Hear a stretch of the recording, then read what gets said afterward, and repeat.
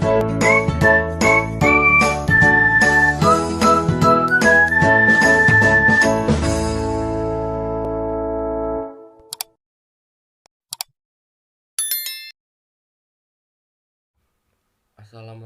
warahmatullahi wabarakatuh.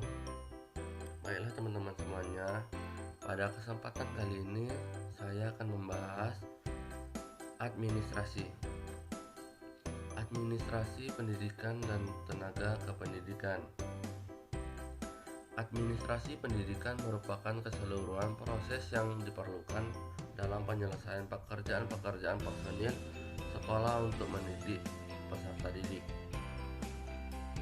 Administrasi pendidik dan tenaga pendidikan atau disingkat dengan PTK adalah proses keseluruhan kegiatan pendidik yang meliputi perencanaan, pengorganisasian, pengarahan, pelaporan, pengkoordinasian, pengawasan, dan pembiayaan dengan menggunakan atau memanfaatkan fasilitas yang tersedia, baik personal, material, maupun spiritual, untuk mencapai tujuan pendidikan secara efektif dan efisien. Proses administrasi PTK dimulai dengan penggandaan tenaga kependidikan seperti seleksi, selanjutnya penempatan dan orientasi. Orientasi bertujuan untuk mempercepat masa adaptasi sehingga tenaga kependidikan baru dapat bekerja lebih cepat dan lebih baik. Seorang pendidik dan tenaga kependidikan untuk kesejahteraan hidupnya berhak menerima gaji, tunjangan, dan penghargaan atas apa yang ia lakukan.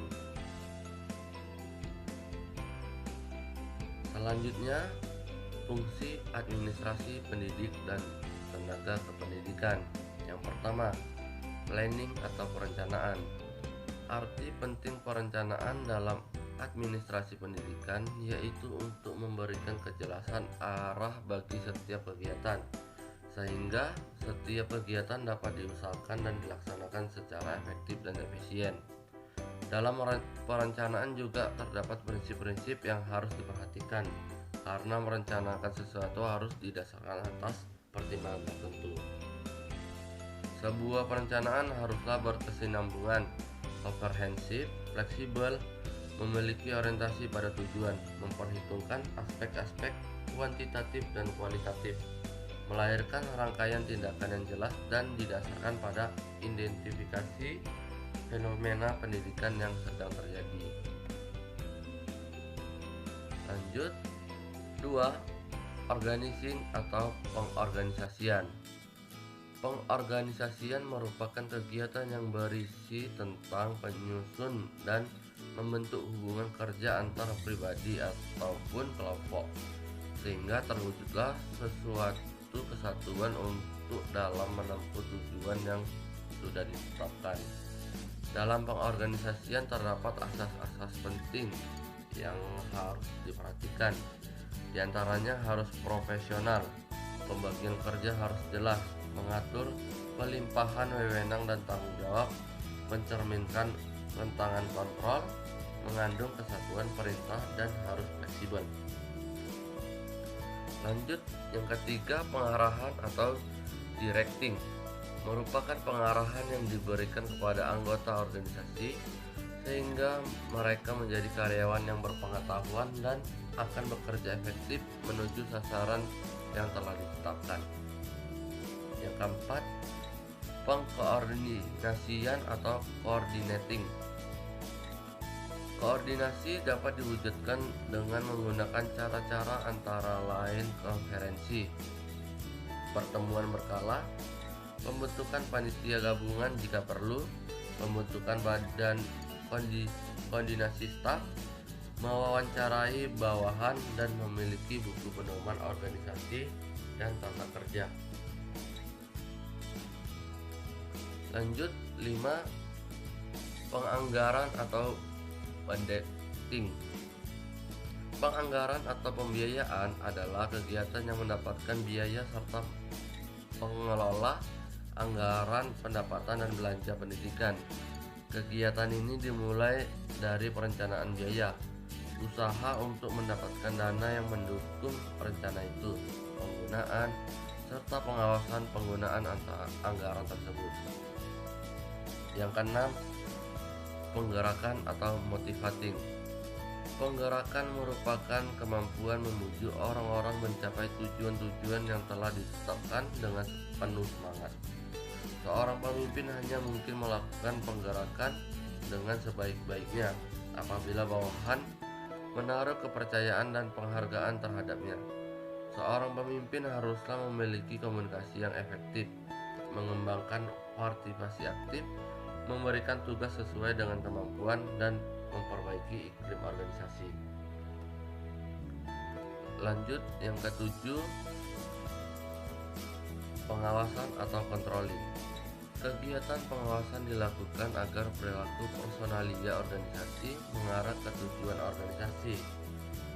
Prinsip-prinsip yang perlu diperhatikan dalam melaksanakan pengawasan yaitu tertuju kepada kunci sasaran, fleksibel, bersifat langsung, memperhatikan hakikat manusia, dan dapat memanfaatkan profesi dan karir manusia. Yang kedelapan yaitu penilaian atau evaluating. Evaluasi sebagai fungsi administrasi pendidikan adalah aktivitas untuk meneliti dan membandingkan rencana yang ada dan dengan hasilnya. Untuk mengetahui berhasil atau tidaknya suatu program, diperlukan adalah penilaian atau evaluasi. Tiap penilaian berpegang pada rencana tujuan yang hendak dicapai, atau dengan kata lain, setiap tujuan merupakan kriteria penilaian. Adapun materi selanjutnya yaitu administrasi keuangan.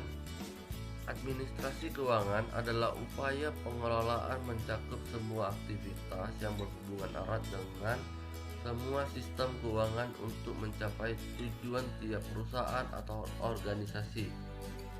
Administrasi keuangan diartikan secara sempit adalah segala aktivitas yang berhubungan dengan pencatatan dan pemasukan serta pengeluaran untuk membiayai berbagai kegiatan organisasi dalam bentuk berupa tata usaha dan tata pembukuan keuangan. Administrasi keuangan arti luas adalah kebijakan mengenai pengadaan serta penggunaan keuangan organisasi dalam mewujudkan kegiatan organisasi itu sendiri, di mana bentuknya berupa pengolahan keuangan meliputi perencanaan dan pengaturan serta pertanggungjawaban dan pengawasan keuangan. Selanjutnya materinya yaitu hubungan sekolah dan masyarakat. Hubungan sekolah dengan masyarakat pada hakikatnya merupakan suatu sarana yang sangat berperan dalam membina dan mengembangkan pertumbuhan pribadi peserta didik di sekolah. Sekolah sebagai sistem sosial merupakan bagian integral dari sistem sosial yang lebih besar yaitu masyarakat. Sekolah dan masyarakat memiliki hubungan yang sangat erat dalam mencapai tujuan sekolah atau pendidikan secara efektif dan efisien.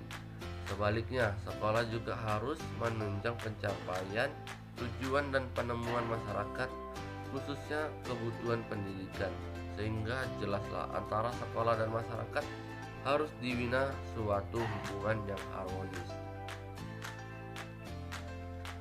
Administrasi hubungan sekolah dengan masyarakat merupakan suatu proses komunikasi antara sekolah dan masyarakat untuk meningkatkan pengertian masyarakat tentang kebutuhan serta kegiatan pendidikan, serta mendorong minat dan kerjasama masyarakat dalam peningkatan dan pengembangan sekolah. Definisi di atas mengandung 3 elemen penting, yaitu adanya 1.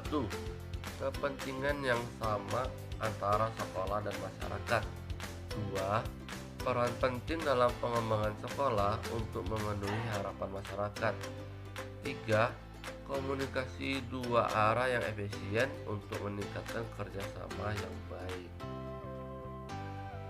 Mungkin itu saja teman-teman materi dari saya. Sekian dari saya, terima kasih. Jangan lupa tekan tombol like, subscribe, hidupin notifikasinya. Assalamualaikum warahmatullahi wabarakatuh.